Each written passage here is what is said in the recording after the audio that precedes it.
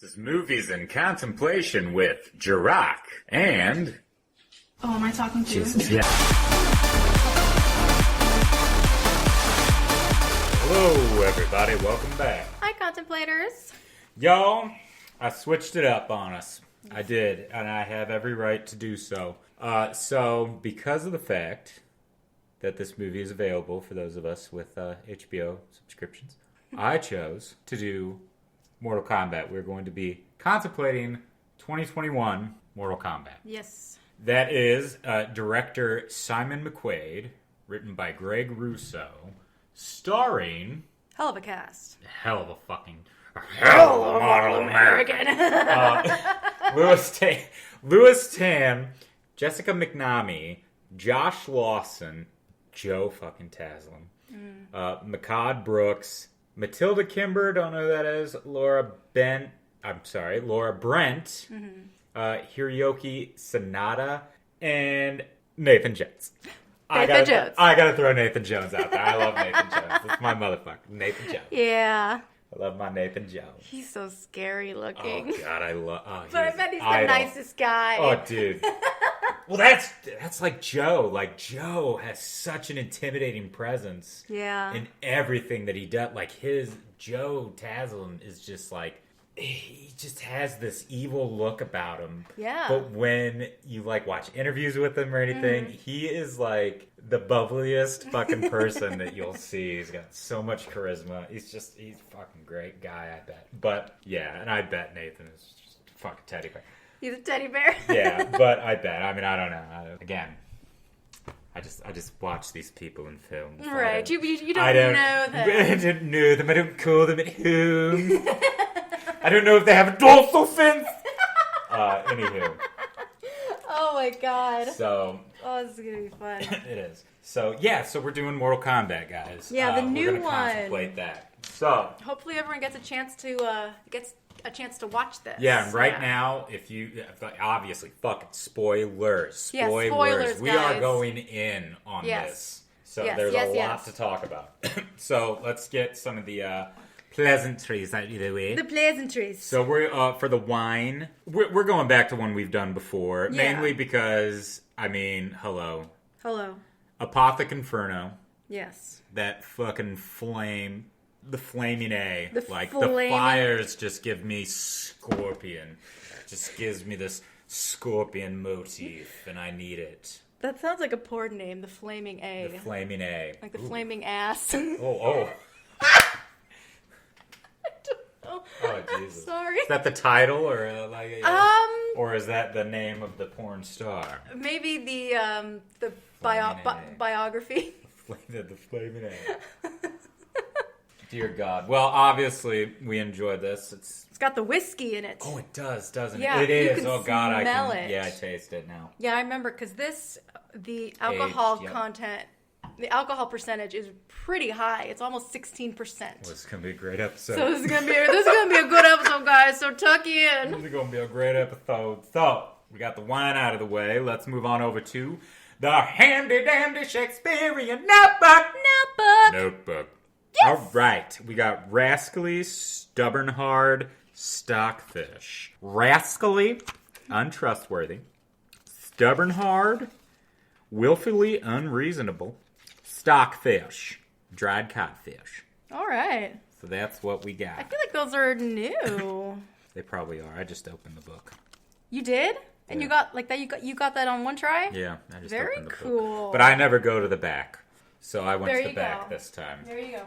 Okay, so should we ask the question? Because this is new to both of us. Yeah. So, I don't really think that the question is kind of relevant. No, I don't think so. In this aspect. Obviously, we know I love Mortal Kombat. We both obviously love Mortal Kombat. We did do the first one. Yeah. So if you haven't listened to that, check that out. Mm-hmm. So it'll, give a little backstory of us in Mortal Kombat and what we think of the first one. And hopefully everyone saw the first one first. Right. Because, the 9-5, you can't beat the 9-5. You cannot go wrong. Working 9 to 5.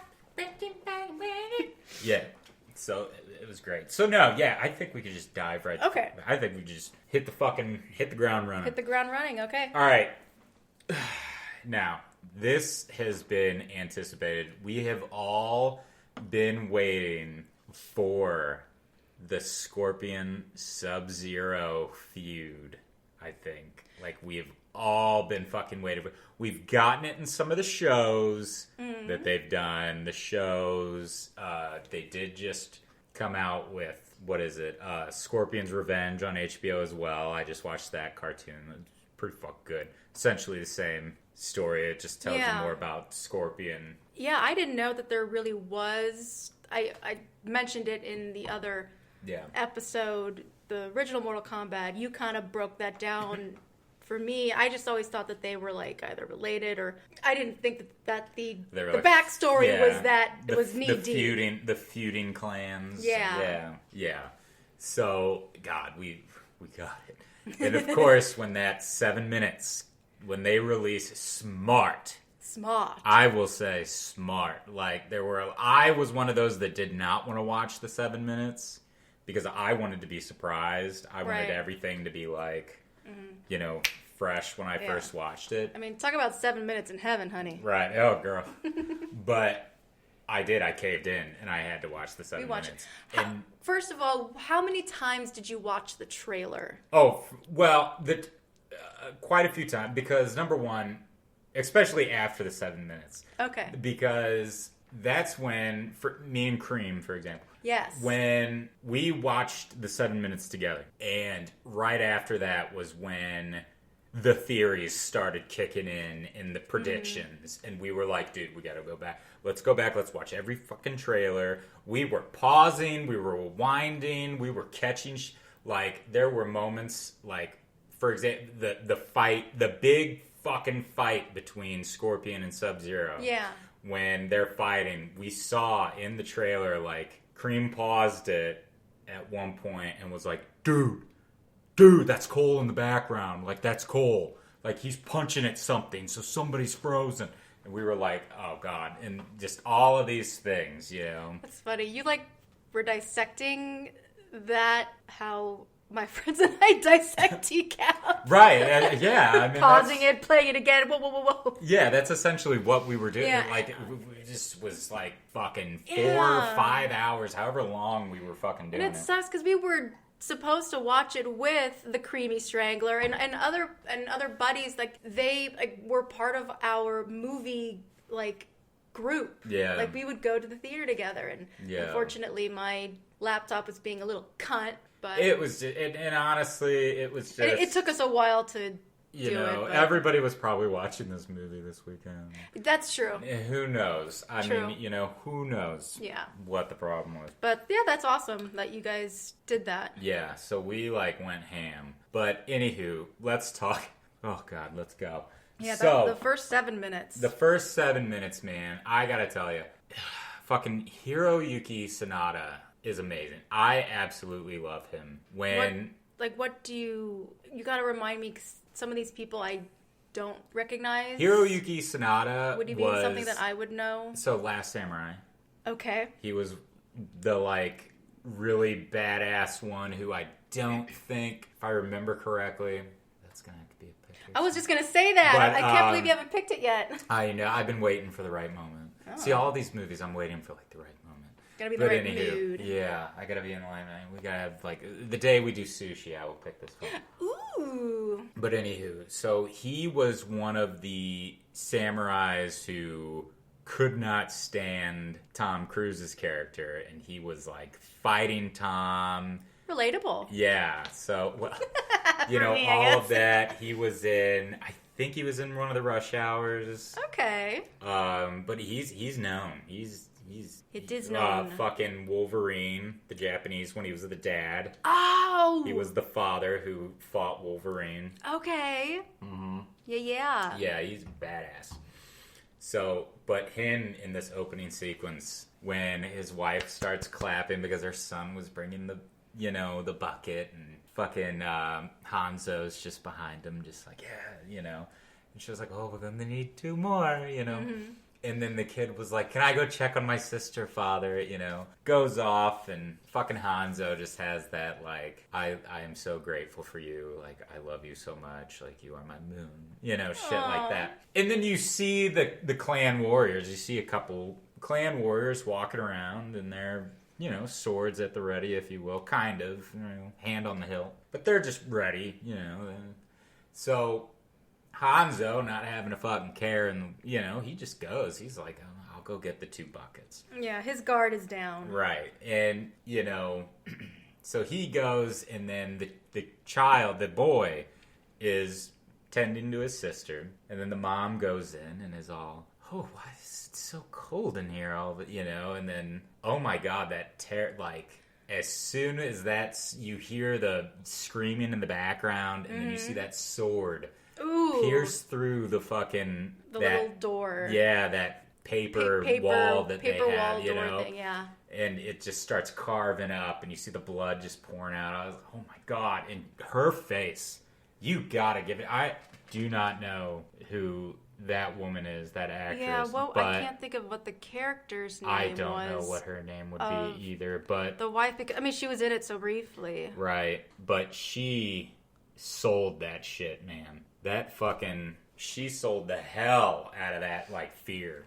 Yeah. And especially when the boy was trying to, like, when he got in front of her to protect her. Oh, my God. And then when Joe comes in, and you just see Joe's, like, Sub-Zero's face, and he's just, like, blocking him, and he starts doing that whisper that he was doing. Mm-hmm. He was just like, oh, your father taught you that, speaking. Yeah.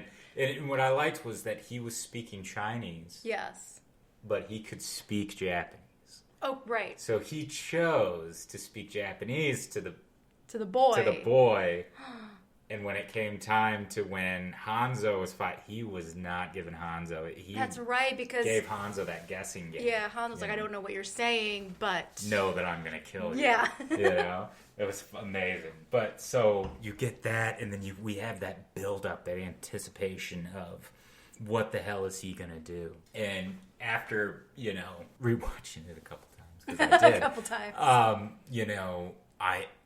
I couldn't get away from how the position was, like, what did he do first? Because, and I say, like, how they got outside in that, like, position, that frozen, fucking stance that they were in, if you will. It looked to me, and Joe, like, when he started doing, and we gotta talk about when he started doing the frost for the first time, you see his skin cracking, you see blood fucking coming out. Yeah. Like, oh my God, that was so fucking just... It made it really, like, almost, like, too real in a good way. Like, It's not just some magic trick that he has these, like, cool powers. It's like, it's a power, but it's probably also a curse. Right. Exactly. It's like, take away Wolverine's healing factor.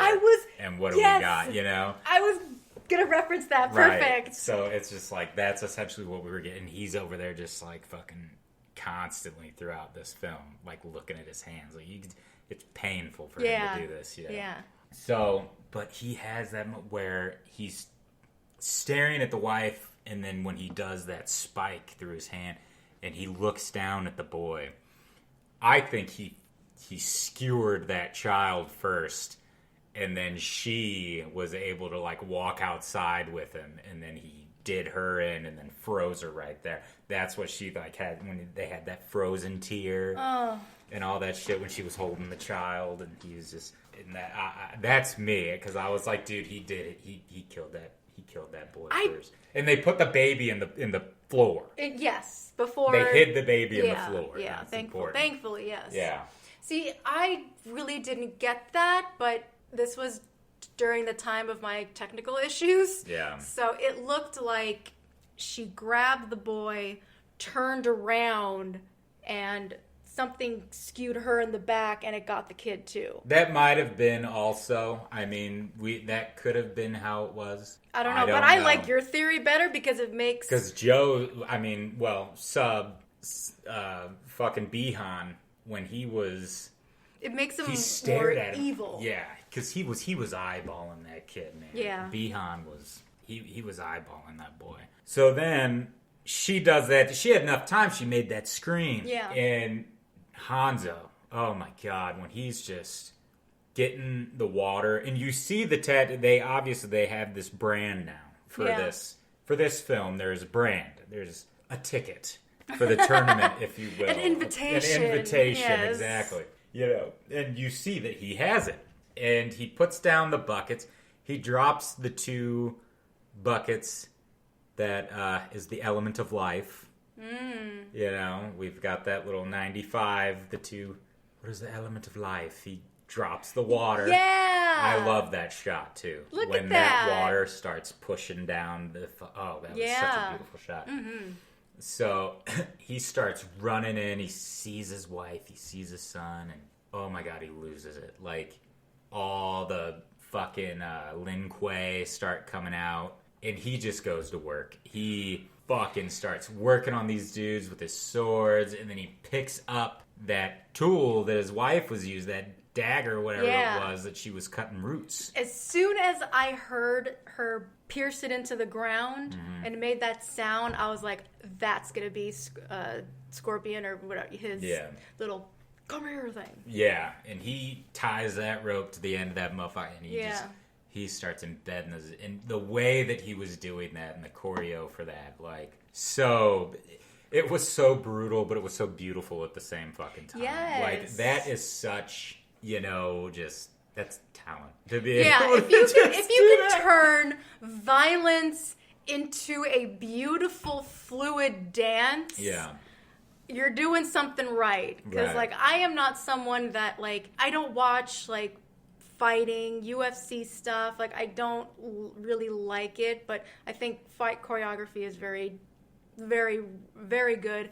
And the fact that this, and I don't mind gore either, but it was great that they did add gore to this one, because the video game was gory. Was gory as shit. Oh, yeah, it was. It was dark. They're even worse now. But, So, but then finally, when he beats all the dudes, he lets out that scream, that, Beyond! Oh my god, I fucking, came. But he just let out that, Beyond! And then goes down, and you just see Sub-Zero just sitting there, Indian style, just meditating. He's ready. Come and get it. In a way. Yeah. And Hanzo and that's where we were talking about, where, Hanzo can't speak Chinese, and fucking Sub-Zero starts speaking Chinese, and he's saying, I just destroyed your clan, I killed your family, I'm gonna kill you, your bloodline's done, that's it. Just warring fucking Hatfields and McCoys over here. And so that's when Hanzo lets out that, I don't know what you're saying, but know that I'm gonna kill you. And then they have that fight. He flings that fucking thing. I don't know what that rope dagger thing, what that's called. I don't. I'm sorry. But so cool. But he just starts fighting with it, and, both of them fuck each other up real good. Yeah, it's definitely an even fight. They're both very, very skilled. Mm-hmm. And I love in the making, they really shined on the fact that the actors both have different styles, and they wanted to really highlight that, to really show the contrast between them. Yeah, Hiroyuki, I think, is very. He even said, he was like, we wanted to pull from the game, but traditional Japanese as well, and it was for him, and that was how it was with a lot of the actors. Like Max Huang, who was Kung Lao, he said he took a lot of shit from the game. Which he did. He really did. Oh, yeah. And he added it, and then he made his own flair. So, really cool. But, when Hanzo and Bihan just fuck each other up, that's when Hanzo says, remember my face. I am coming back for you. You remember me. Mm-hmm. You'll see me in hell, and I will be waiting. And I think Sub-Zero, didn't he leave? I can't remember. But Hanzo was laying there, And then he hears the baby. Yes. And then he starts crawling. And he that was just heartbreaking. He is crawling to that fucking house and starts coughing up the blood. And then his body just turns to flames and he disappears. Yeah. That's so... I think that was him. It was essentially, I believe, it was him like selling his... Essentially, I think it was him selling his soul. Yeah. Yeah? There's so much to it. And like, again, you can watch... If you haven't, contemplators, watch the Revenge of Scorpion on HBO Max. It's fucking great. And that kind of gives you an idea of also what like goes on in the nether realm where Scorpion goes when he goes to hell, if you will. So yeah, but he does. He essentially makes a deal, and that's essentially how he can breathe fire and do all that shit.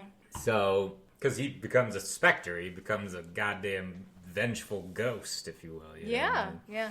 So we then see Raiden come down, and Raiden saves the baby, takes the baby off somewhere. So then we get that paragraph telling us, Mortal Kombat, Earthrealm is on their 9th tournament. They've lost 9. They've got 1 more to go until Outworld can conquer. All the shit from 9-5. Yeah. And so we now see this new character who was made for the movie. Cole Young. And I love it because his tape was yellow. So that's already like the giveaway is that we've got yellow and black. So it's like, there we go. We've got Hanzo's kin. Yeah. Hanzo's, ancestor, exactly. Yeah. His blood. And apparently Hanzo, there's like a prophecy or some shit. Like Hanzo was one of the best fighters, and I guess this is what I don't know where they're going with this film, and I wonder.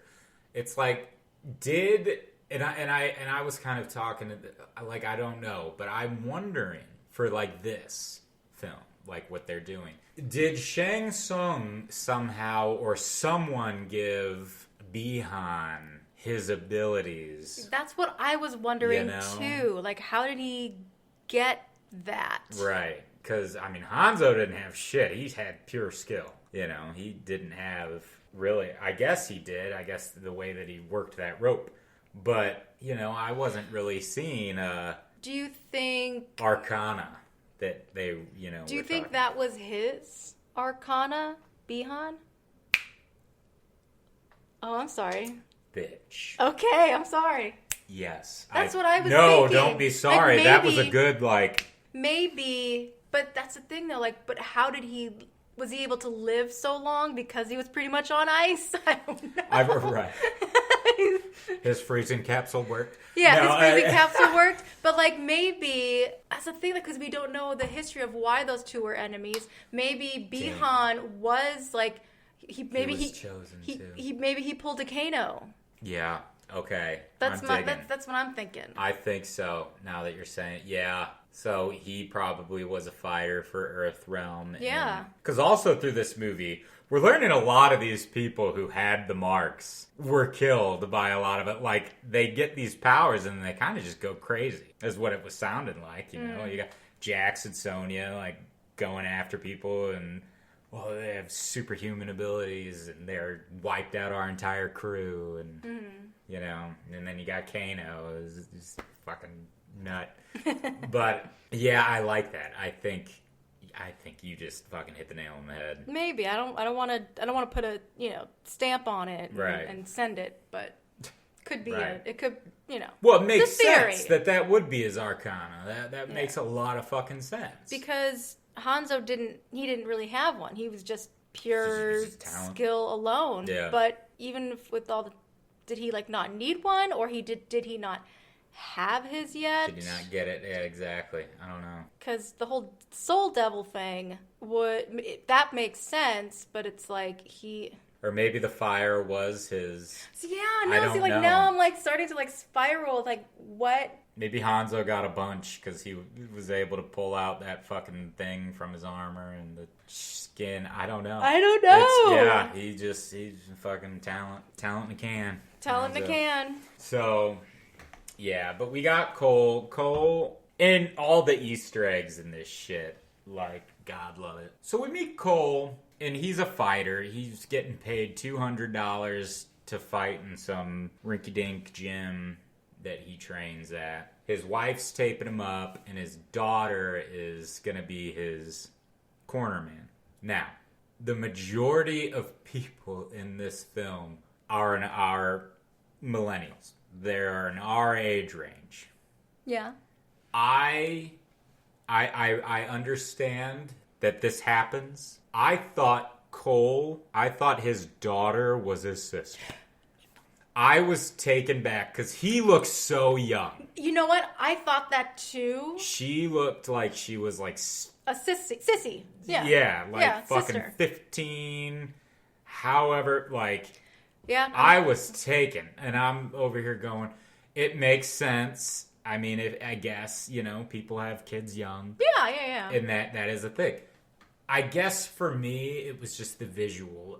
And like we just said, it just seemed like I didn't know. Like when he bit her ice cream, and I was like, oh my God, you're her brother. I was like, why would you do that? Yeah, oh my God, I would never do that. I would never bite my sister's ice cream. And she goes, Dad. Yeah. It's like, I would totally Dad? do that to my kid.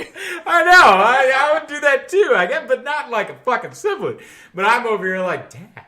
Yeah. It's just like, oh my God. So, I don't know. That threw me for a loop a little bit. But it's okay. Not that big of a deal. It was just something I wanted to bring up. Because I just... Well, I'm glad you brought it up because I thought the same thing. Mm-hmm. Yeah, I don't know. And when the referee guy, when he was all like, what the fuck, you're... I'm over here like, the kid in fucking Real Steel was like 8.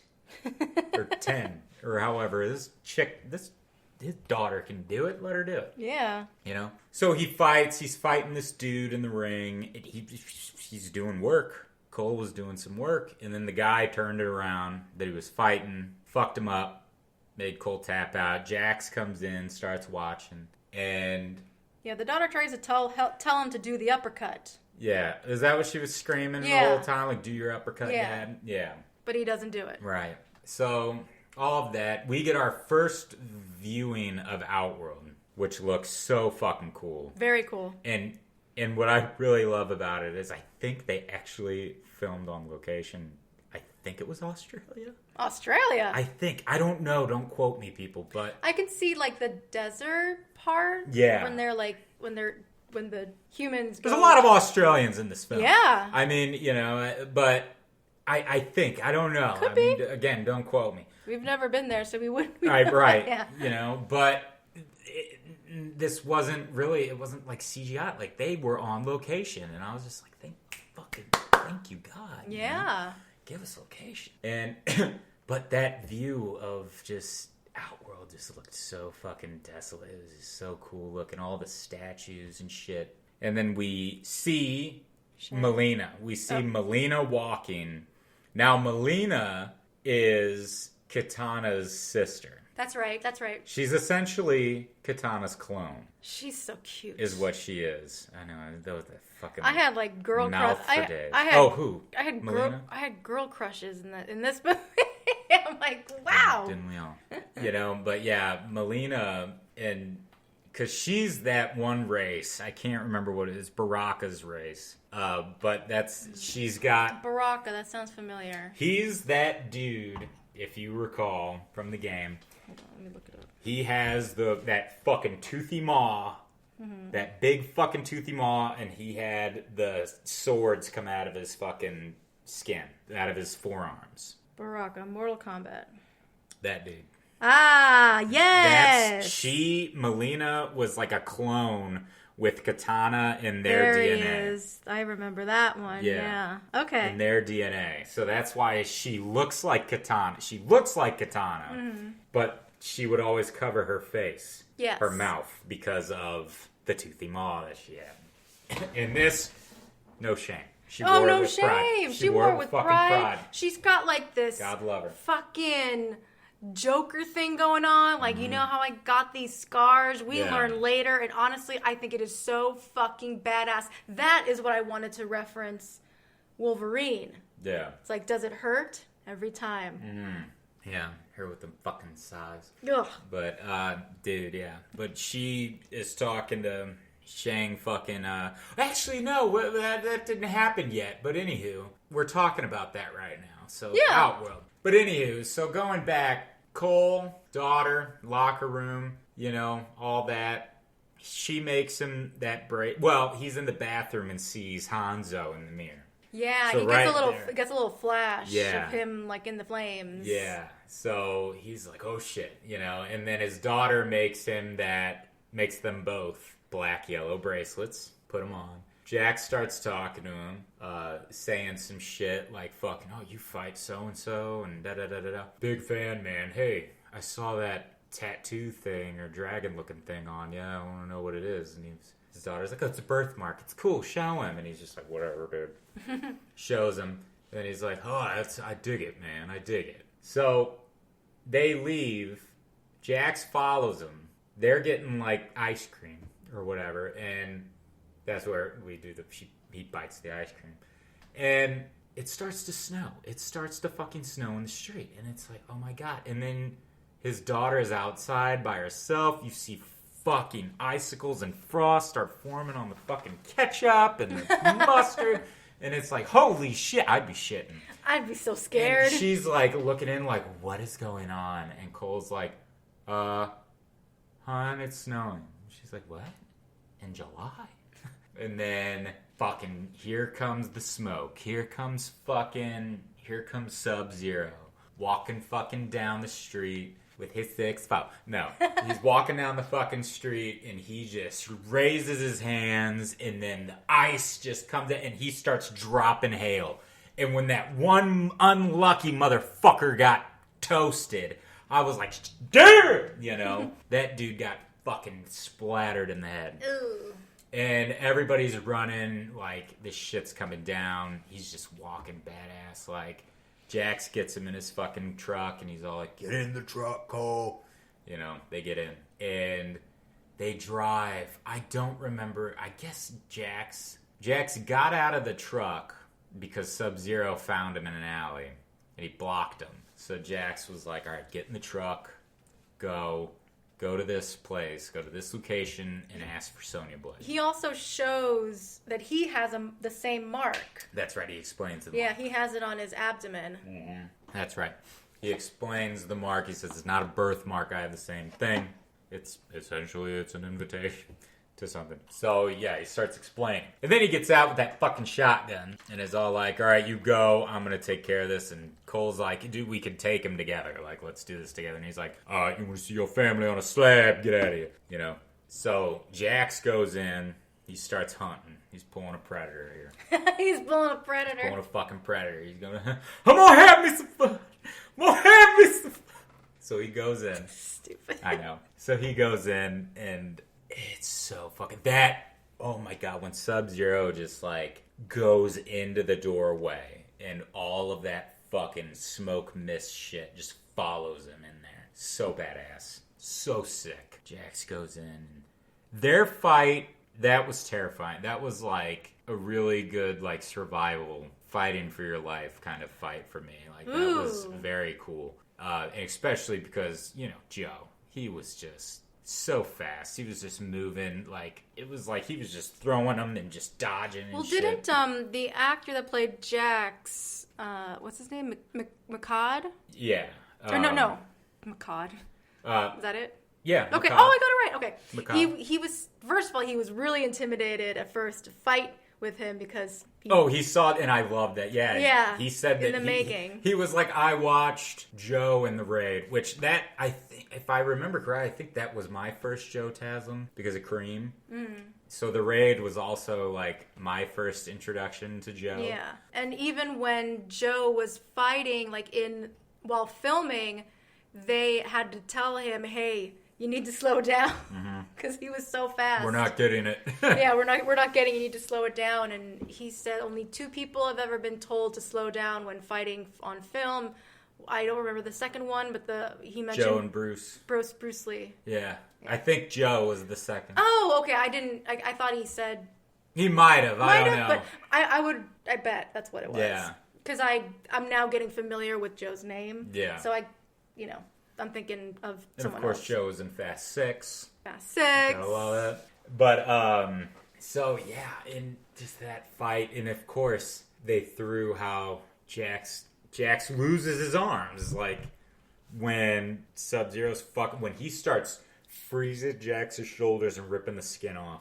That was terrifying. I was like, what? I was like, oh my God. It looked almost real to me. I mean, you can tell it was like CGI, but just the way that like you could start seeing the blood and just this well, you gotta give it to Makad too for that performance. Yeah, you gotta give it to everybody who fought in this fucking film because they were selling it, man. Yeah, they were selling it. Especially him during that shit. Yeah, and that's what like either it was Joe or the guy who played Hanzo. He was saying like with like fighting. God, what he said like the part that's acting in fighting like combat on film, it's the reactions, it's the pain, it's the I can't think of the right word to say. You know what I'm saying? Yeah, I know exactly what you're saying because that's true. That's what we were taught. Yeah, when we did it, like, and he's absolutely, and it was Joe.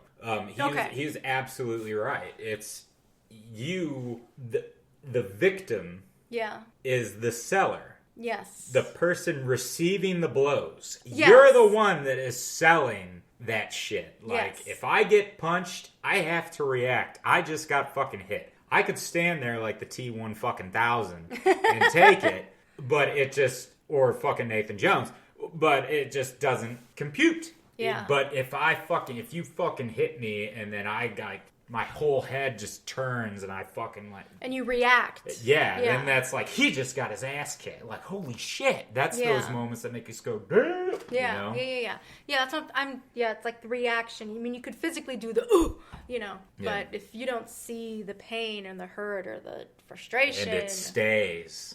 It stays. And it lingers. And that's a good performer. That's a good performer. Remember, yeah, okay, I'm supposed to be hurt here. Yeah, I remember like in stage combat, I'd be like, remember, you just you broke your fucking pinky. Yeah. Don't forget that. Like, oh, whoops. Can't move it. Yeah. You just took a fucking knife to the leg, Kano.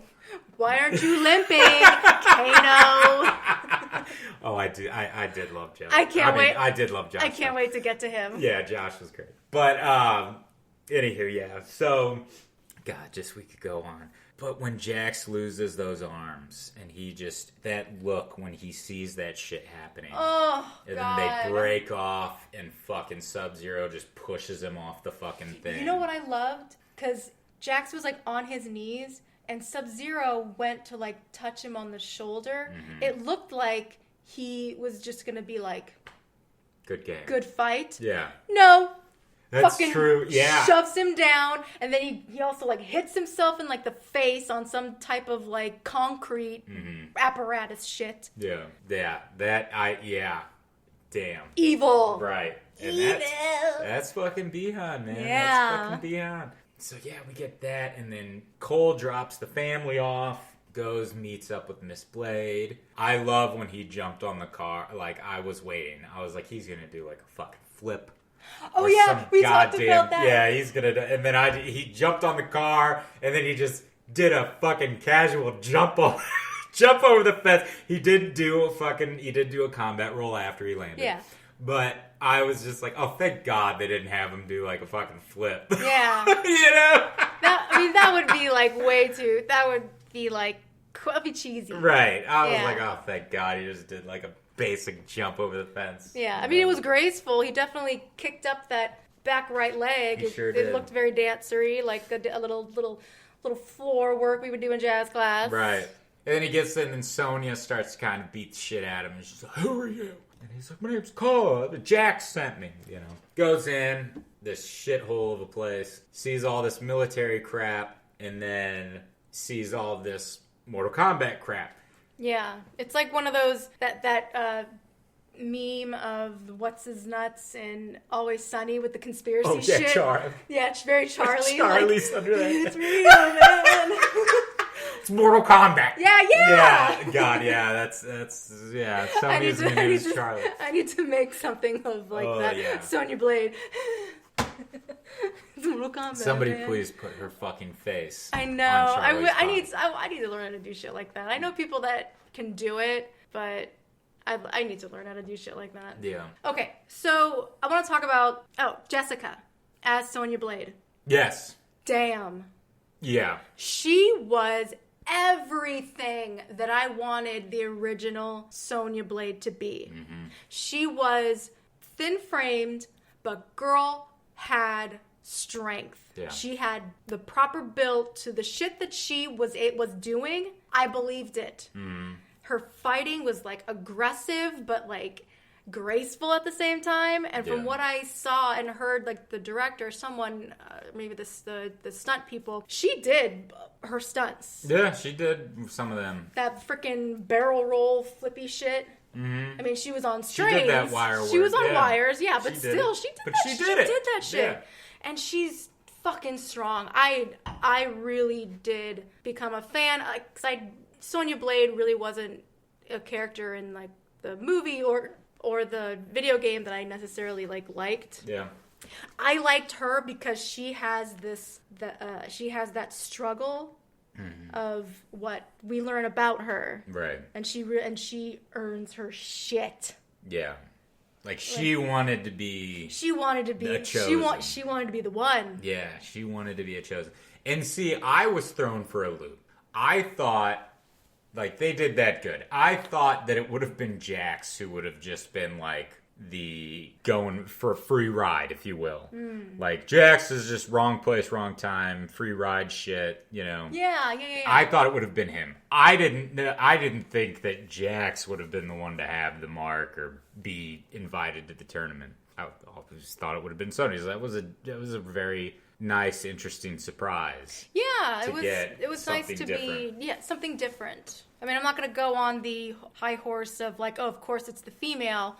I didn't see it like that. No, you know, and no. But it's also honestly, that's a huge struggle that women still have. It's like being told that they can't play with the boys. Right. So that is a very,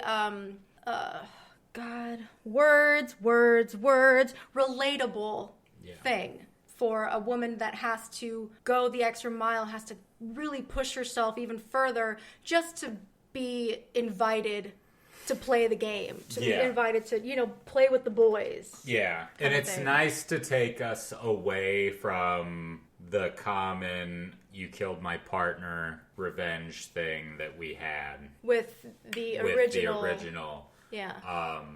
She just fucking hated Kano. She hated, and that was the beauty of it, is that it was that jealousy of this piece of shit fucking backstab. He essentially did what he did to her partner. He cut ear to ear this poor fucking guy. He sucker punched this worthy opponent. Mm-hmm. And that's how Kano became invited to be one of the best fighters for Earth. And she's over here going, you piece of shit. Like, you ain't nothing. Yeah, because we see in the house, Kano is in the house. He's chained up. I love that. Blondie, can I take a piss? He was, oh God, we got to talk about him. But God, I hope you can remember majority of his quips. Oh God, I hope so too. I'm going to try. I didn't get to write any notes today. I loved almost everything he fucking said. But the mural, real quick, we got to talk about kind of the wall and everything. Sure. So, especially because there's a lot of Easter eggs. So, she's showing the mural. We already talked about how they were hunting this guy with powers, and that's how they learned, because when Jax killed the guy, Jax got his tattoo, or his burn, and Sonia became obsessed. Sonia's like, okay, this shit's happening in the world, Jax. We gotta fucking find these people, because this is it. I've done all this research, 7 years of research, and find out it's been so long. Like, we see a picture of Nightwolf. Ooh, Jesus, I hit the mic. We see a picture of Nightwolf, one of the characters. Right. I can't remember which one Nightwolf came in. 3, maybe. Really? He was in one of the earlier ones, I think. I thought he was 2, but I don't know if he was. Nightwolf was not in the first. No, whatever one you were watching not too long ago in the living room, I remember seeing him. Oh, well, movie-wise, I meant game. Oh, I'm sorry. I'm thinking movie. No, yeah, absolutely. He did show up in the game. I mean, in the movie, yes. Yeah. I was talking games. Game. Okay. I can't remember which game, but yeah, and Annihilation. Annihilation. We don't talk about Animality. We don't talk about Annihilation. That never happened. I have a guilty pleasure watching Annihilation. Yeah. I do. It's a fucking mess. But it makes me smile. You know, it's a mess that I love to stare at every now and again. But yeah, we got Nightwolf, picture of Nightwolf. We've got there was a vase. You fucking could miss it. There was a vase with this Motaro looking dude on it. The big centaur fuck from also Annihilation. Uh-huh. There was the Wall of Annihilation, if you will. It's the fucking Wall of Annihilation. Wall of Annihilation. Wall of failure. And there was an I don't know his name, something Khan. It's like the Aztec fucking Shao Kahn. I can't remember. I think he's in this newer Mortal Kombat, but they had that one of them statues or whatever was him, I think. But anywho, it's neither here nor there. So yeah, now let's dig into the Kano here. So, oh my god, such a fucking treat. Just the fact that he was so funny and quippy and it wasn't pushed. I mean, it was so subtle. And it was like breathing for him. Yeah. It was he exhaled comedy. Yeah. And I mean, they did kind of give Josh free reign to... Thank God. To improv, yeah. You know, and he was and he had improv experience. He had improv experience. So he was thank God for that, you know. Yeah. He seems funny dude. I was watching a lot of interviews. Oh. He seems like such a funny guy. Yeah. He said something really funny. He was I've got to work with all these fighters and all these wonderful people. He was and I'm over here like a non-fighter, you know. And he's I go to bed at 9:30 at night at the latest and sleep with my dog. So I'm oh God, you fucking ass from a spirit animal. You know, I go to bed at 9:30 at night at the latest and I sleep with my dog. That is very on brand for you. Right? So I was just God, that's funny. But anywho, yeah, but when he's oh, take a piss. And then Cole goes in and is all who are you? Sonya's all Kano, that's Kano. Careful, he bites. And he's I'm Kano. Oh yeah, what is that, Russian? He goes, do I sound like a fucking Russian moron? He's just saying shit like that. And what was it when they get attacked, Reptile shows up. Well, what's the one thing, does it happen before Reptile or after when Cole asks Sonia that was right before where her marking is? She goes, I don't have one. Womp, womp, womp. I don't have a womp, womp. Yeah, fucking Kano. Seriously, I don't have one. Womp, womp. Womp, womp. God, I hope that's what it was. That's what it was. Yeah. That's what it was. She just goes, I don't have. And it was right after she said, I don't have one. Womp, womp. Yeah. So he knew how to push her pissed. buttons. Yeah. Yeah. Mm-hmm. Yeah. And all of that shit. But when Reptile shows up, fucking Kano's all right, new guy, let me out of here. Let me out of here. I can help you. Let me out. And Cole's okay, just sit tight. And he goes, oh yeah, I was just gonna get up and go for a stroll, but I'm just gonna sit here and hang out. What the fuck you think I'm gonna do?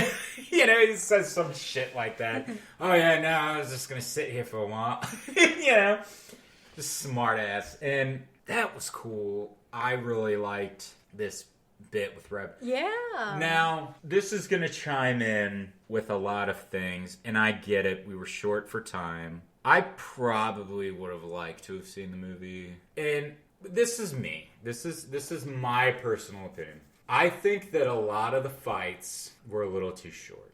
Too short? I do. Okay. For a lot of the... So... For all the fighting they did? That's what I don't want to... I don't want to sit... But I'm talking more or less. We got a lot of training, fighting. We got a lot of this. We got a lot of that. I'm kind of jumping the gun. But... Because this kind of has to do with the Reptile fight as well. Okay. I do think that the Reptile fight was very short. it's like, we've got this reptilian creature, 3 people fighting it, we've got fucking guns shooting him, we've got fucking knives getting in him. He's not going down, but somehow, it's just... It's like, but Reptile was trying to be stealthful, so he kind of gets a pass in this realm. Because that was his specialty, to be stealthy. He blends in. He was an assassin. Reptile's a fucking assassin. And he blends in, and I love it, because fucking, oh god, when he fucking flips Kano in that chair, Kano's like, ah! And it just fucking goes flying and flips. And then he cuts Kano's face, and that's what gives Kano that fucking scar. Yeah. And Sonia starts throwing the knives at Reptile, and 2 knives go in. She picks up Kano's knife and throws it, and it goes right in his leg, and he goes, "What was that about?" He just turned him, "What was that about?" And Sonia just kind of raises one eyebrow, like, "Oh, sorry." Sorry. Whoops, and he just goes, "That was my knife!" Fucking poetry. It's fucking poetry. But, Reptile, does he have venom, or his blood is venom? Or I think he spits acid. Spits acid. If I remember from the game and shit, he had that thing where he could melt their skin. Yeah. He'd spit, because he had the tongue thing, which we saw. He wrapped Kano and reeled him in. And then we kind of got it in the 95, but Liu Kang didn't melt. He just got blinded. Right. We got that spit that he did. But that's kind of what we saw when he melted the knife in his mouth. Yes. Because he pulled the knife out with his tongue and then put it in his mouth, and it just ate. And that's what made Kano break free. Yeah, he's smart. He's a survivalist. Right. So Kano fucking melted them chains, pulled the knife out, and was like, ah! He had a limp for about fucking 4 steps, and then could walk again. Yeah. Again, not complaining. Well, yeah. But, anywho, goes back to what we were talking about. Yeah.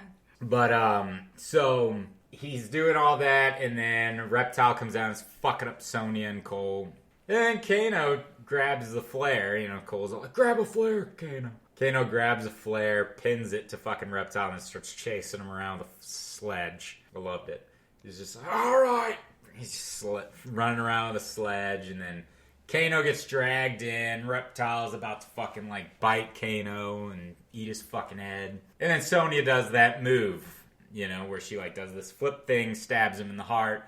Kano pulls the knife and then punches Reptile right in the heart, pulls his heart out from the other end, and he does that, "Ha!" like Bruce Lee yell kind of thing. Oh, God. What was it, Dumb and Dumber? When he pulls the heart and pulls it out, he goes, "Ha!" That was what Kano did.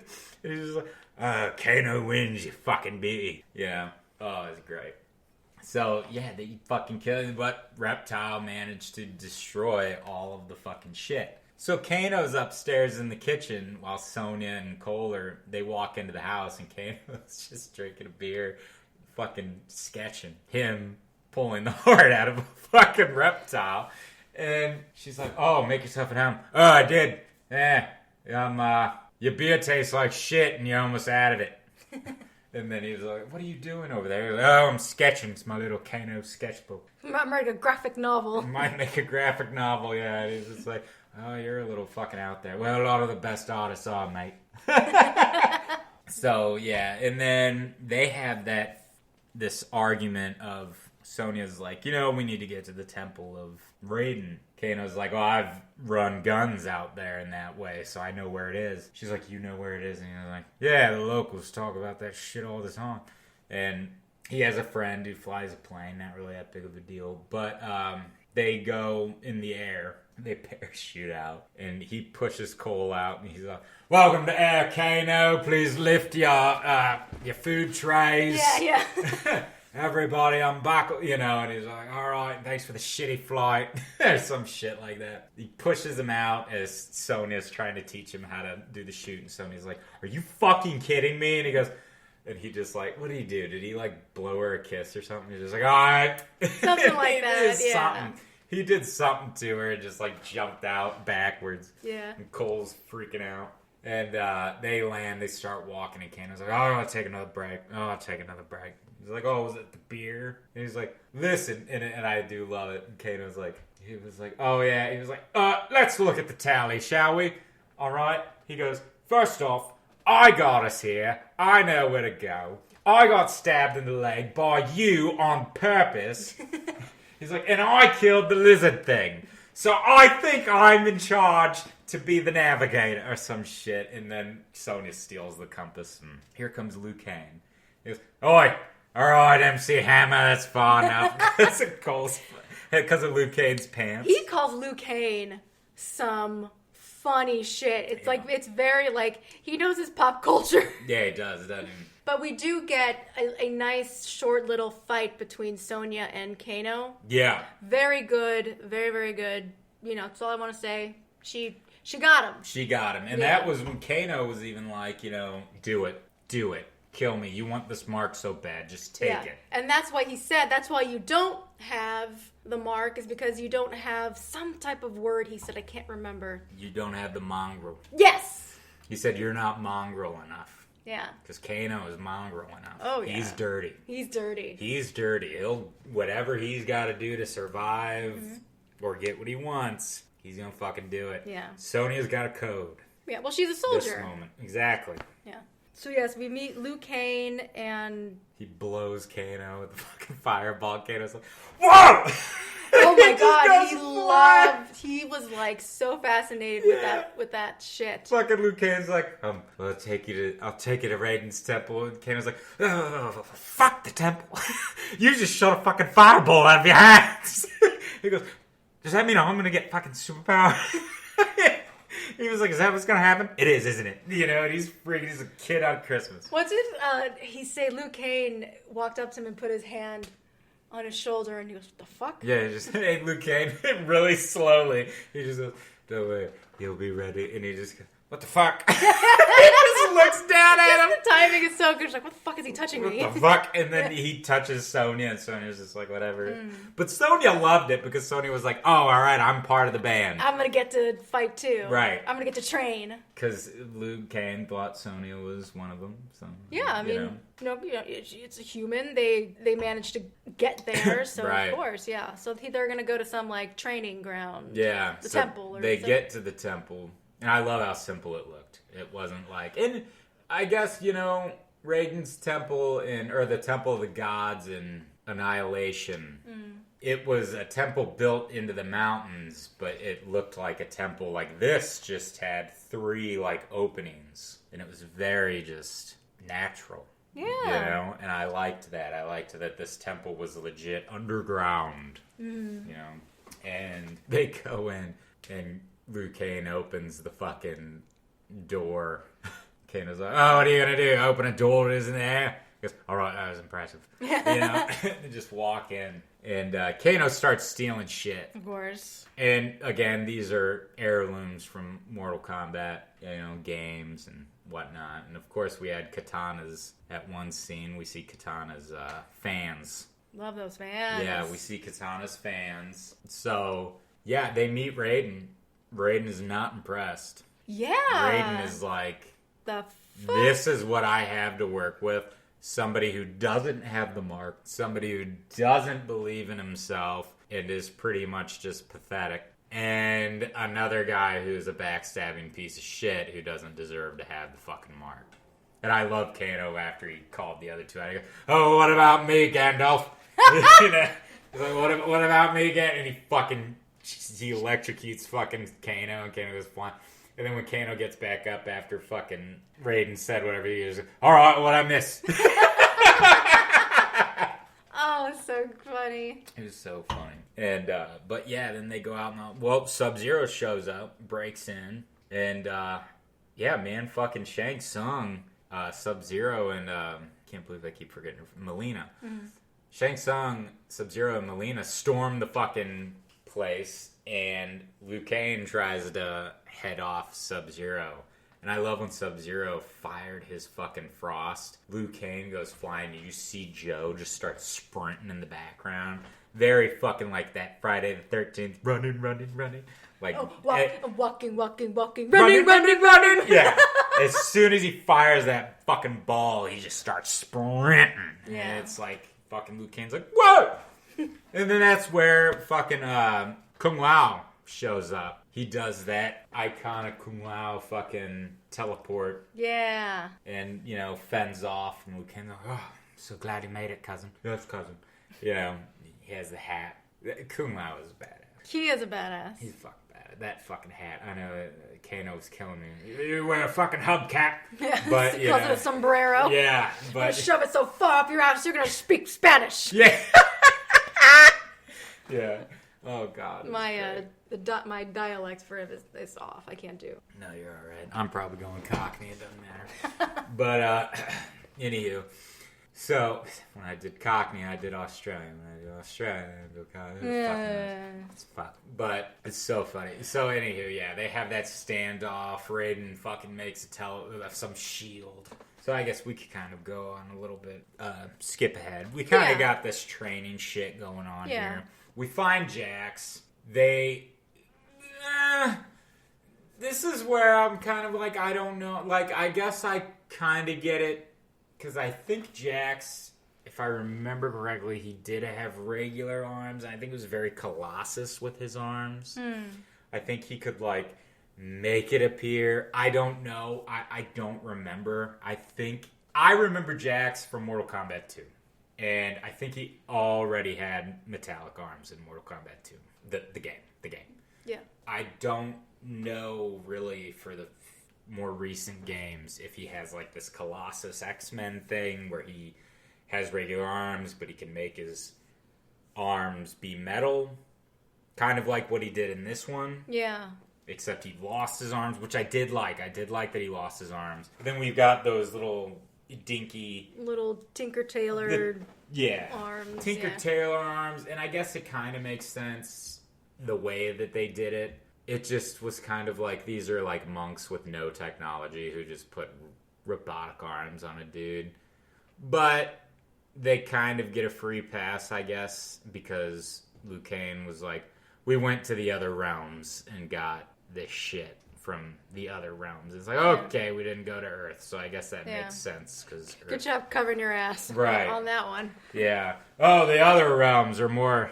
They have more technology than we do. They can build him. Make him... Come. What? If you build it, they will come. Okay. Oh. All right. Okay.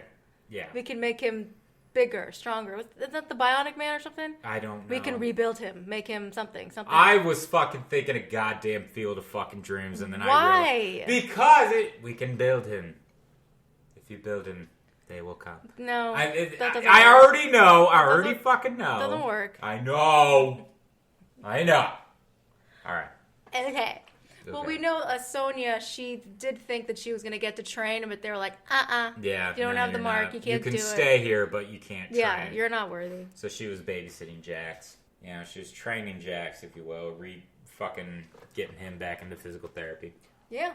So, and then we got all the training shit. Oh, well, we do got to bring up the one training. When Kano goes up against Liu Kang, this is every gamers who plays these type of games. This was forgot what they called this, but it's when you do like the same move over and over again. Oh! When Kano walks up and Liu Kang does the fucking low kick. To trip him? Trips, yeah, and Kano's, is that... All right, he goes, all right, and he gets up. Liu Kang does it again. That's the only move you know, mate. And then Liu Kang attempts to do it. Kano jumps in the air. And he goes, ha! And then he lands, and Liu Kang does it. He goes, oh, fuck. And then he jumps. That obviously was an homage to not just Mortal Kombat, but all them fucking Mortal Kombat, Street Fighter, Tekken, all of these fucking games. I'm guilty. I used to do the same move over and over again. So that nobody could fucking like get a hit in. Yeah, absolutely. I wanted to win. I played like Kano. Yeah, I wanted to win.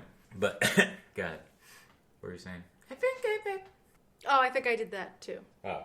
But they're trying to like get their thing going. Their what's it called? Arcana. Their Arcana. Their animality.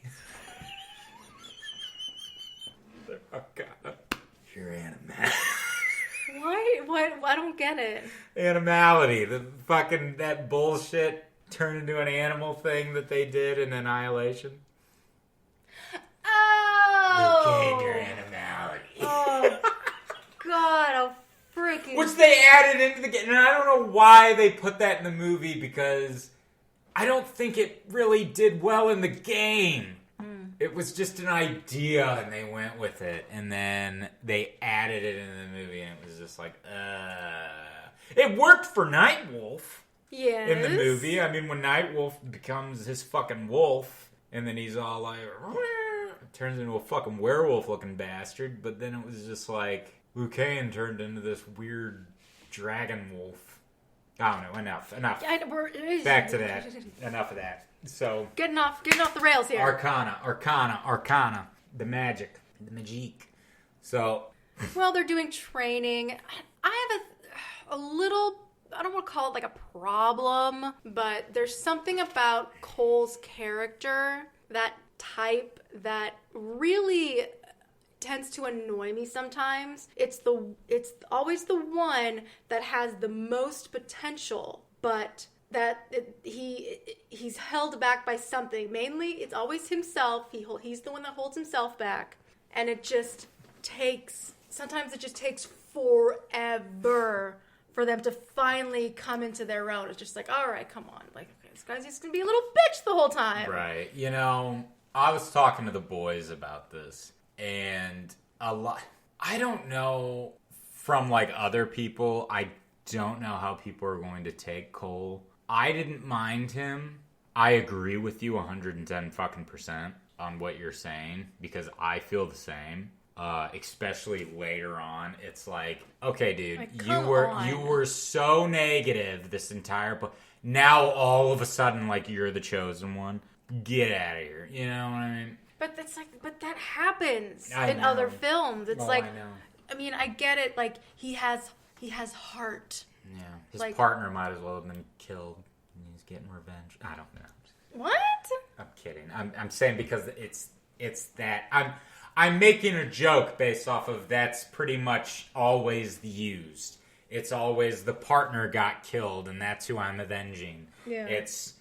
I'm not worthy, and then all of a sudden I'm the most positive person in the band. Yeah, you know what I mean? Yeah. That's what I'm getting. Yeah, because he's the family man, and that's what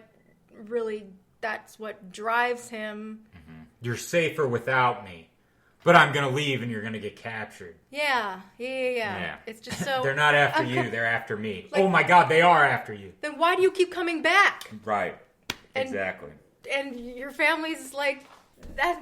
He's the one that put them in danger. He did. He went there, and that's what. Like more than once, maybe. I don't remember.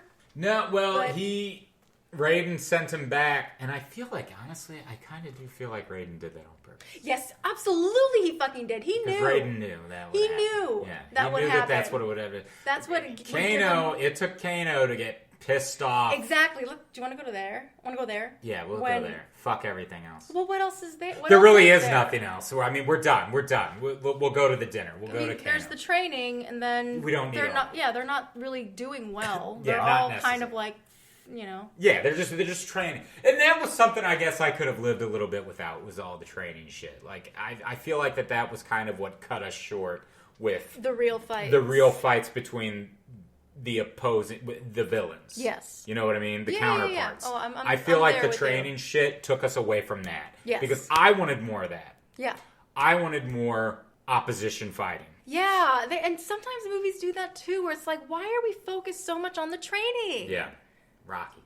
Did Rocky, was that Rocky's fault? Rocky, no. Did he do it? Well, I mean, the montage, but I mean, it wasn't bad. But anyway, off track.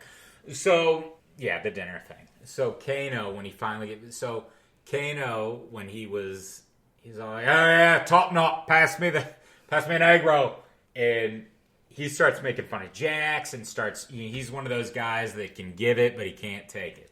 Yeah, he's a fucking child. Exactly. He's a fucking child, and he's also, like, he's probably maybe more sensitive than Cole. Yeah. But he does that tough guy act, you know. And Kung Lao saw it. Kung Lao fucking read it. Kung Lao was like, I will take care of this one. Like, I wonder if Kung Lao was like that. Was the same as Kano, and he's like, okay, I know how to.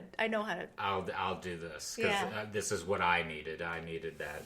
Yeah. I needed this pissed off because Kung Lao even had that face when it worked, and Kung Lao was just like, you know what? He was all. Yeah. He's just tooting his own horn. Yeah. But Kung Lao goes to give Kano an egg roll and eats the fucking egg roll and then starts talking shit on Kano and is like, you're a pussy, you're worthless, there's nothing good about you, and then Liu Kang chimes in, you might as well kneel at this man's feet because he is going to be the one to save you. Both of you can get on your fucking knees and lick my sack. He just starts going under his eye. Now, I want my fucking egg roll! And then his fucking eye just beams out and he gets the laser. And I love Kano's reaction because as soon as he shoots the laser, Kung Lao like fucking ricochets off of his hat. Goes right back to Kano. Kano's like, whoa! And he goes, is that it? He's like, was that it? Did I do that? Was that it? I got it. Shoot fucking laser beams. Yeah, I got the fucking laser beams. That's a lot better than fireballs, you pussy. I knew I'd be the first. Yeah. He says it to poor Cole. Cole's just like, God damn it. God damn it. You know, yeah. And then, we got that. And then, of course, that's when Cole goes home. Because Raiden was like, oh, you're useless to me. Yeah, why can't you find your Arcana or whatever? And, yeah. Well, Jax he's struggling too. Jax is struggling. The difference between Jax and Cole, though, Jax lost his fucking arms. Yeah, and honestly, the arms that he was given are shit. Yeah. So, they look like they were put on by a bunch of fucking monks. So what are you gonna do? Yeah. Yeah. Because he wanted to give up, and Sonia was really like, hey, because they have a really good friendship. Yeah. They were in it together, like, during, their train. Like, I think he trained her. He did. Yeah, and now, like, the tables have turned, and she said, like, what, like, when I wanted to quit, what did you say to me? Like, he's her superior. He's Major. Major like, Jackson Briggs. Like, oh, you can give up, or you can prove to yourself, or kind of thing. Like, yeah, just keep pushing, kind of. Yeah, and she does. She's his little cheerleader, if you will. She actually does. She gives him that nudge that he needed. And that was when, I think that was before the dinner, and when he goes, and the Kano started giving him the shit. Yeah. Goes, oh my God, you're on our side. Oh, whatever he fucking said. Yeah. But then, so where are we now? So when Shang Tsung comes in with all like the warriors. Yeah, so then we see who Shang Tsung's warriors that he picked. Yeah. We get Nathan Jones.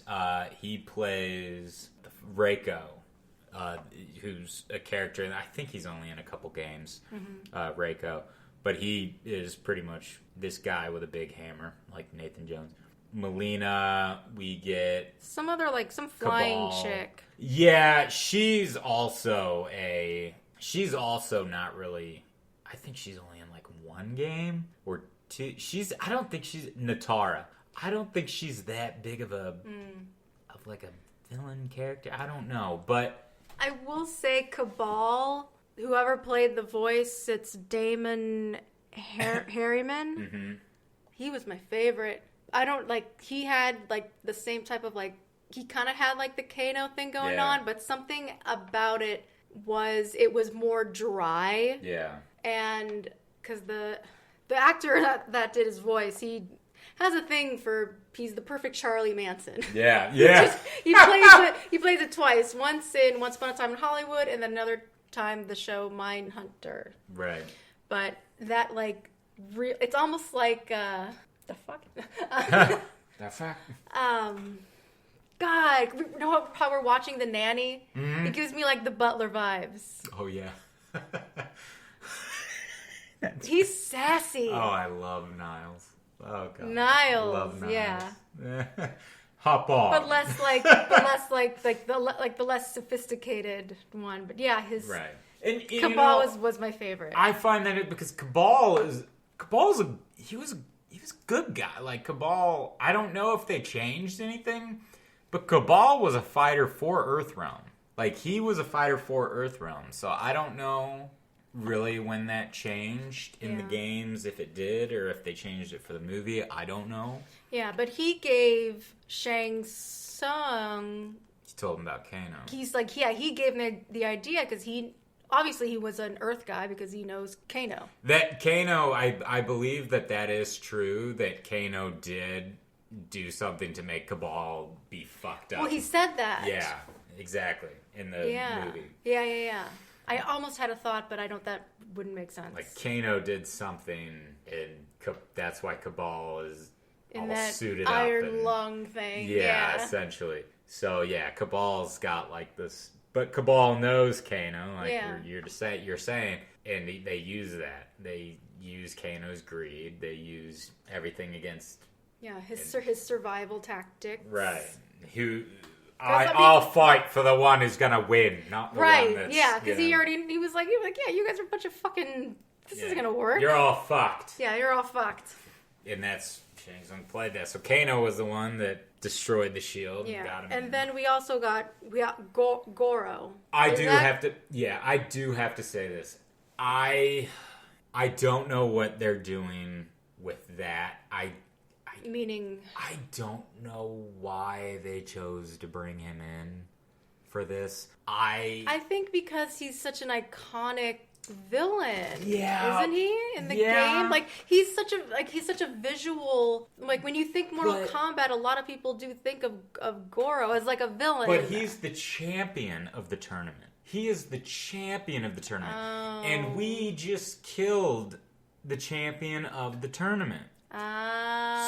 So my thing now is, and that's where I'm like, you just put the champion of the tournament as a fucking assassin, and you took him to go kill fucking Cole, an errand boy, if you will, exactly, and the Prince of Outworld. Or whatever the fuck. Yeah, that's another thing that I thought too. Like, I feel like they killed off like so many villains before the tournament actually happens. I mean, I do think that they've got like a list of who they want to bring in. Well, in the end, he does say I've got an army. Right, and I mean, obviously they do, and I think that's another reason why they kind of did.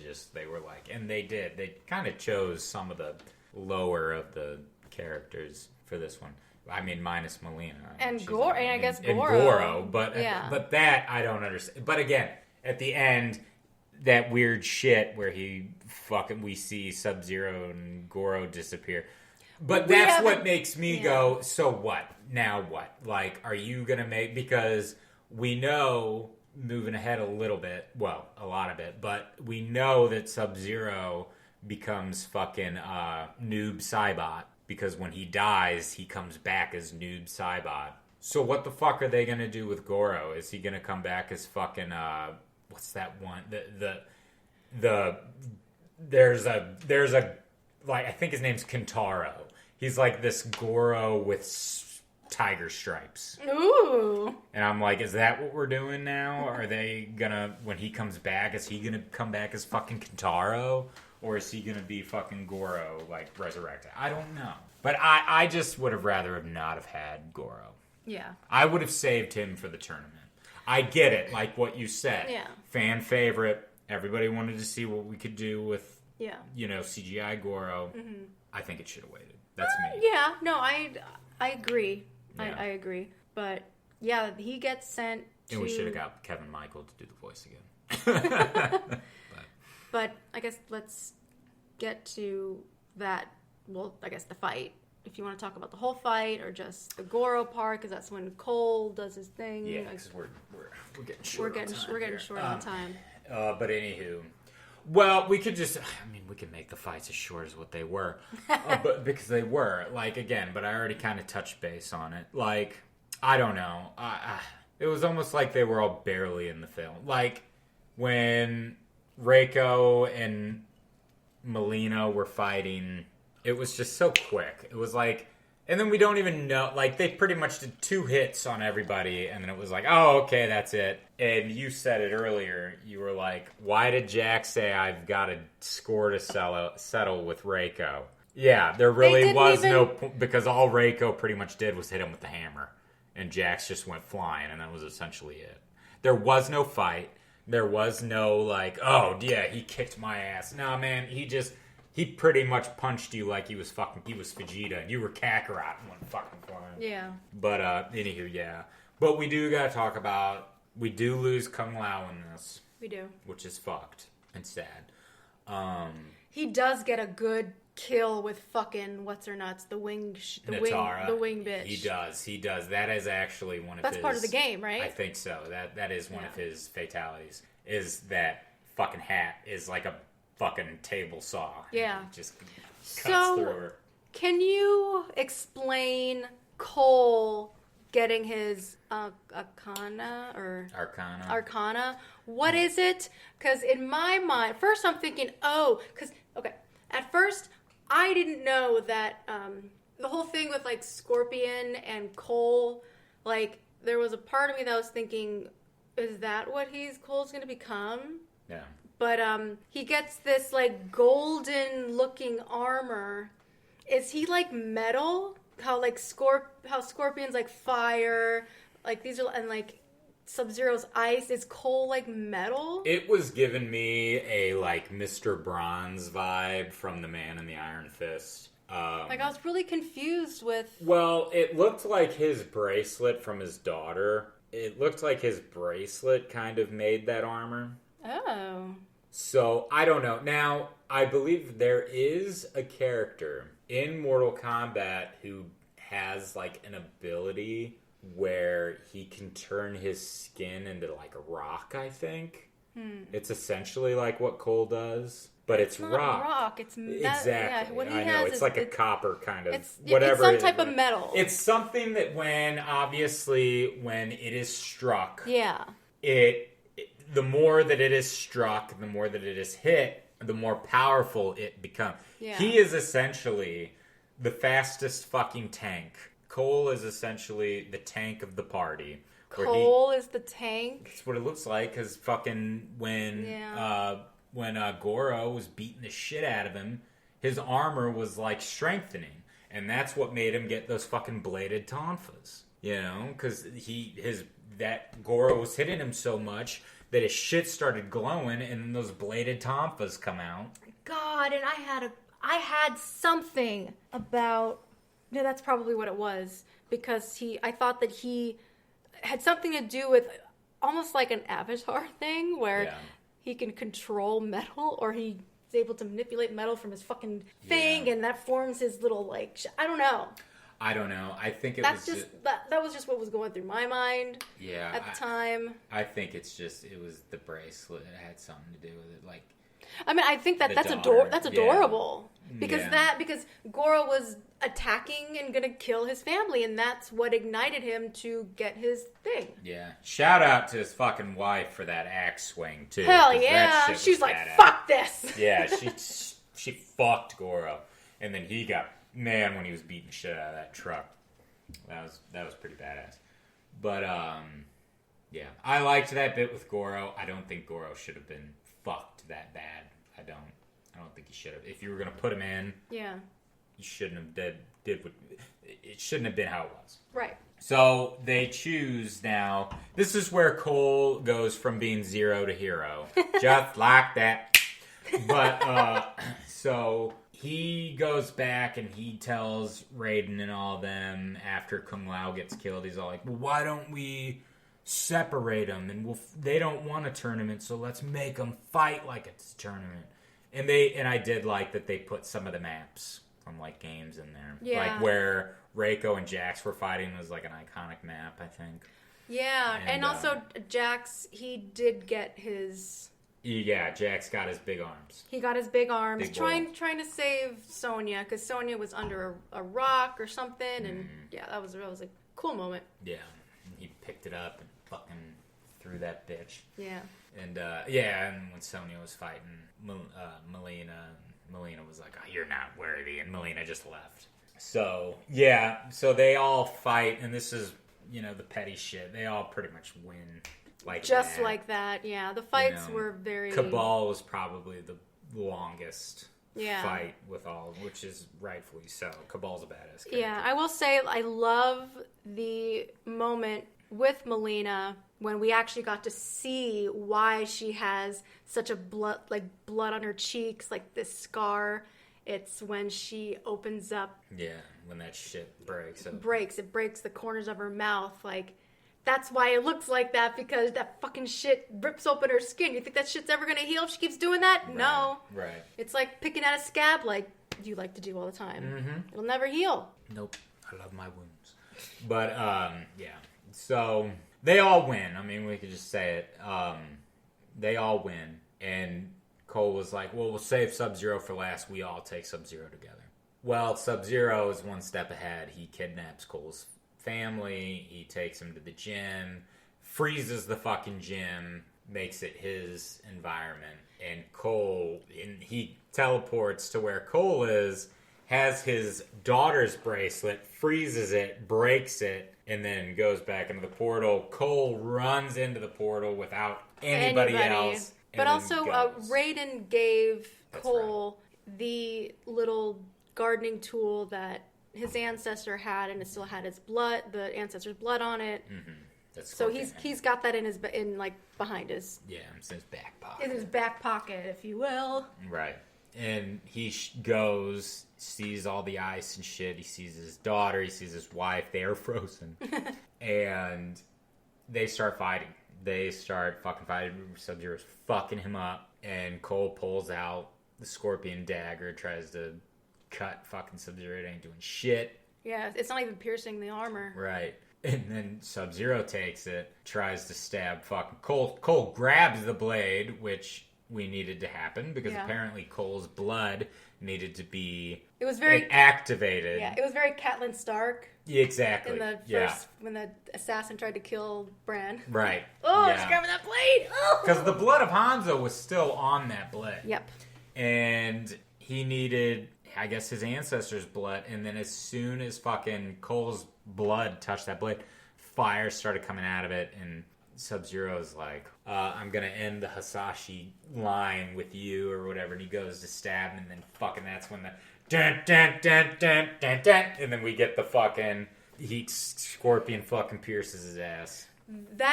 Okay, so the score, it definitely starts happening when the fights start. You get little tidbits of the Mortal Kombat theme song. It's not like, the 90s type. It's very subtle.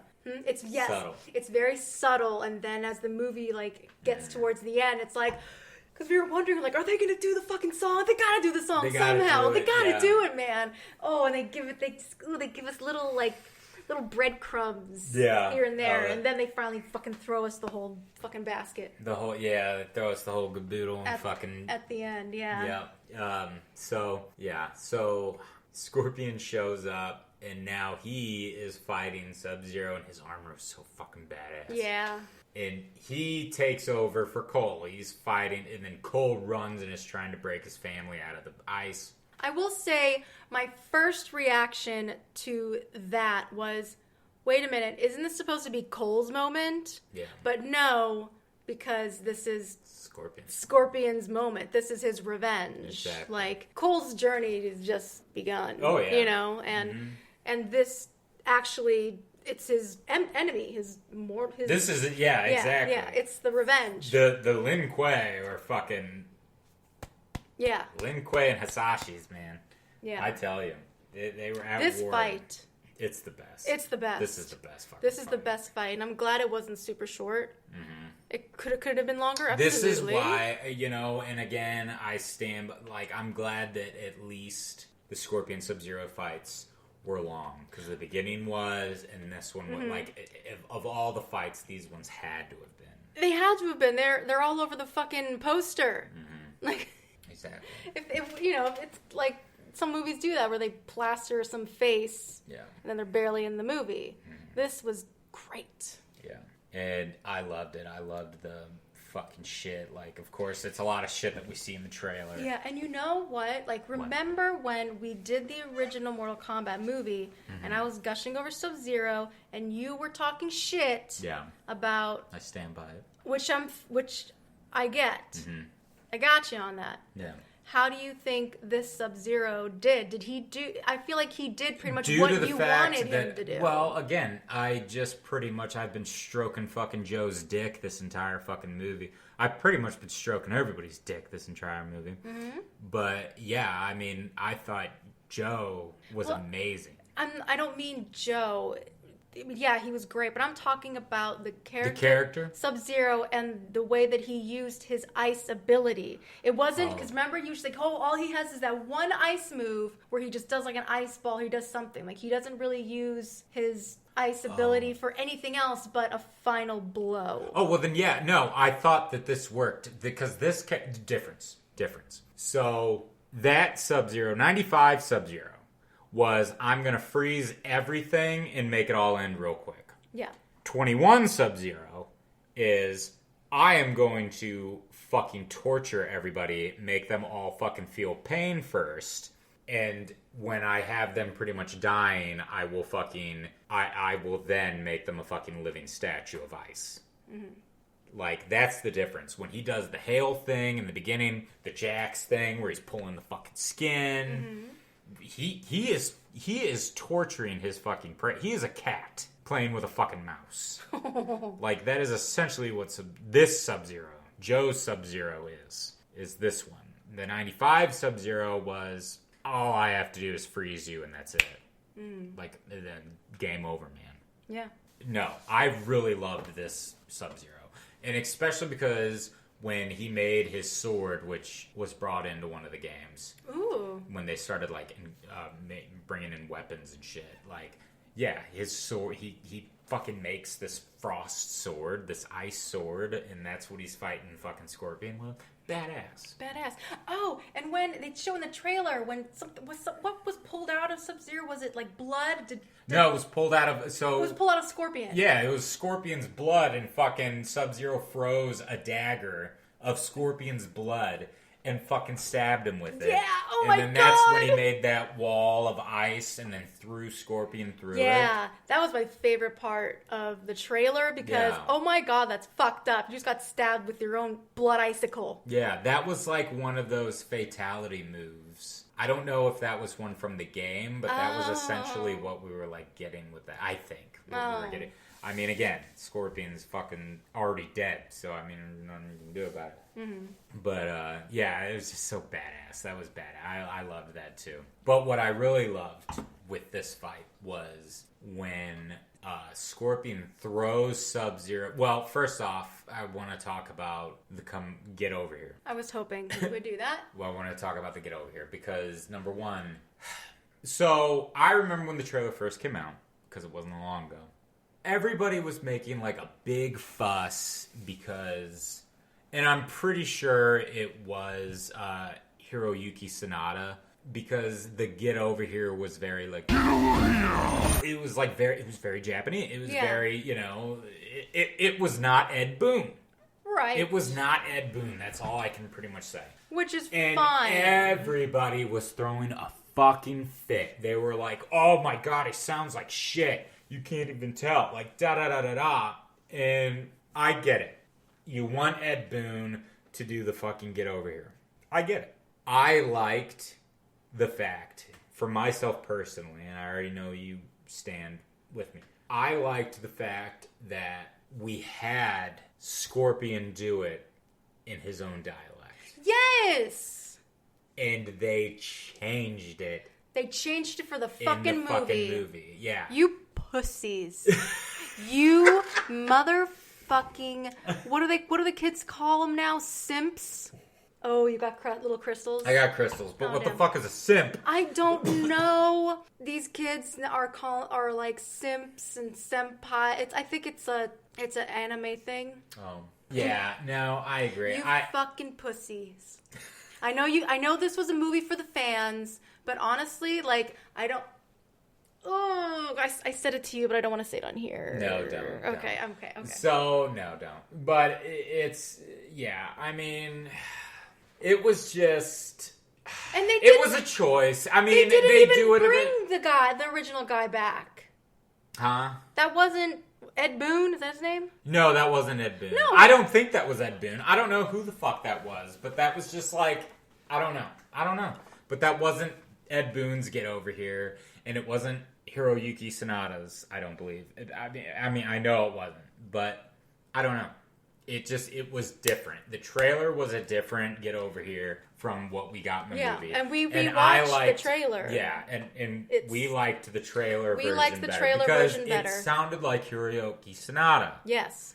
Because he was... You've got him talking throughout that scene when every time you saw it, he's all like, remember my face. Yes. He's talking.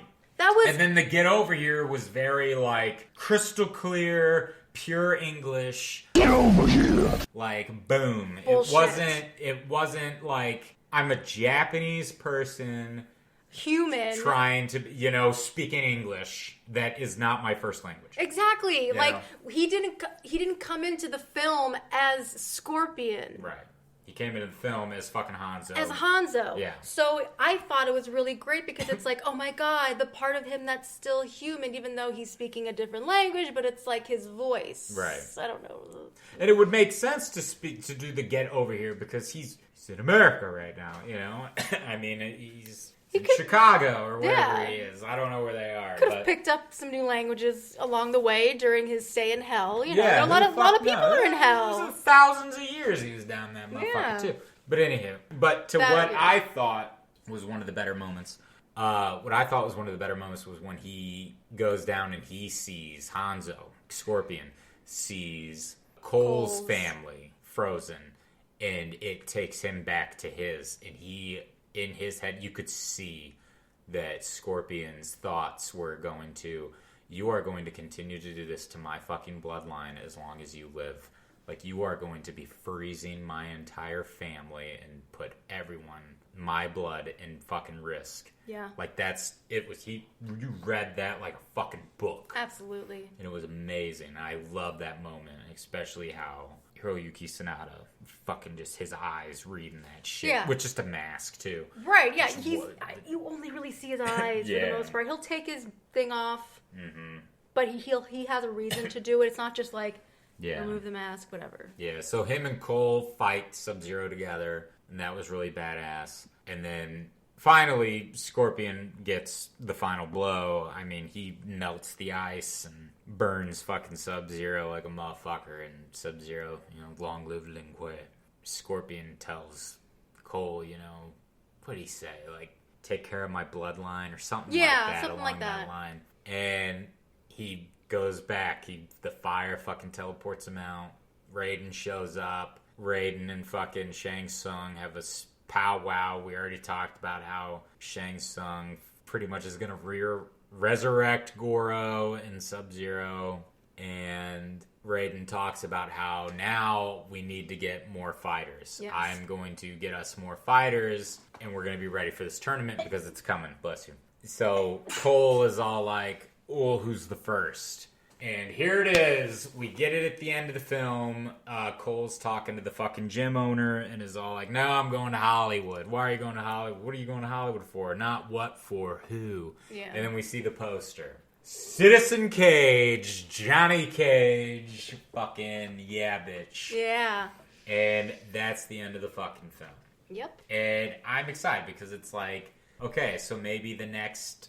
Mortal Kombat is going to be the tournament, and we're going to be getting Johnny Cage in. Some more characters, maybe. Maybe some more characters for the actual tournament. Because I think they're, like, Joe, I think, already signed on for, like, 4 more films, or however many films. Wow, 4 more. I think, yeah. I think they plan on doing... If this one does well, which I hope it does, I mean, I enjoyed it.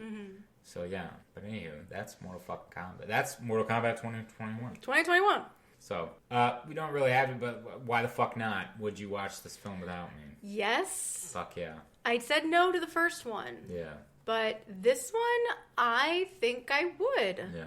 Yeah, it's exciting. It's It has heart. It's beautiful. Yeah. It's cool. It's adult. It's more mature, and it has that fucking humor that is not pushed. Right. Yeah, I'm the same. Yeah. Absolutely. I really did enjoy this. I know there's a lot of people that are on the line for this particular one, but I enjoyed it. I mean, on the line. They just, it was decent to them. Okay. Like, a lot of people are like, oh, it was decent. And it's like, no, it's not 95. It's not going to be 95. And it's not supposed to be 95. You know, I mean, I didn't necessarily want a remake of 95. No. But I enjoy where they're going, because I felt more recent games in this movie. 95 was all about the first like 4. Yeah. You know, where this one is games from like 2011. You know what I mean? 2011 and 9. All right. Who was the rascally, stubborn, hard stockfish? Rascally, untrustworthy, stubborn, hard, willfully unreasonable, stockfish, dried codfish. Kano? It was Kano. It was fucking Kano. He was a fucking asshole. He's a fucking asshole. But anywho, yeah. So that was that. That was Mortal Kombat 2021, y'all. So I will be doing Spinal Tap after your coming up pick. After my pick, yes. Because sorry for that, guys. We are doing Spinal Tap. I just wanted to get this out while it's out. While it's hot. Exactly. Yes. So it's available for a short amount of time. Yes. I wanted to get it in now, We guys. wanted to fucking contemplate it. We wanted to hear what you guys think. So we wanted to do it. Yeah. We're pumped. Yeah, so I will be doing Spinal Tap after whatever you have this week. Yes, and I'm going to say that right now. I kind of changed up my pick for this coming week. The RuPaul's Drag Race season 13 just ended, so I am in like beyond like drag queen mode. So this won't necessarily be a film that will be. It's not going to be one of those movies that you don't like, I like kind of thing. Yeah. But we talked about doing it before, and I really want to do it. I want to do Tu Wong Fu. Thanks for everything, Julie Newmar. Oh my god! I love it. I don't even care. It's gonna be a fucking dead giveaway right away. Dead giveaway. I love this fucking movie. So Yeah. I mean, but whatever. Yeah. All right. Excited. Yeah. Okay. Fantastic. All right. Y'all heard it here. Contemplators, thank you so much for joining us on this wonderful evening, morning, day, night. Thank you once again. Please leave us a like, review on Apple Podcasts if you do not mind. Like, subscribe, and take it away, Kelly. Yes, we are on almost all podcasting platforms, including YouTube. So give us a listen if you haven't listened to any of our older stuff, middle and new stuff. Let us know what you think. We are all over the World Wide Webs. On Twitter, we are movies_pod. On Instagram, we are movies.contemplation_pod. We have an email, movies.contemplation@gmail.com. And we are also on Facebook, Movies and Contemplation Podcast. Hey, y'all, you heard it here next week. Tu Wong Fu, thanks for everything, Julie Newmar. And where is the body? The body is me.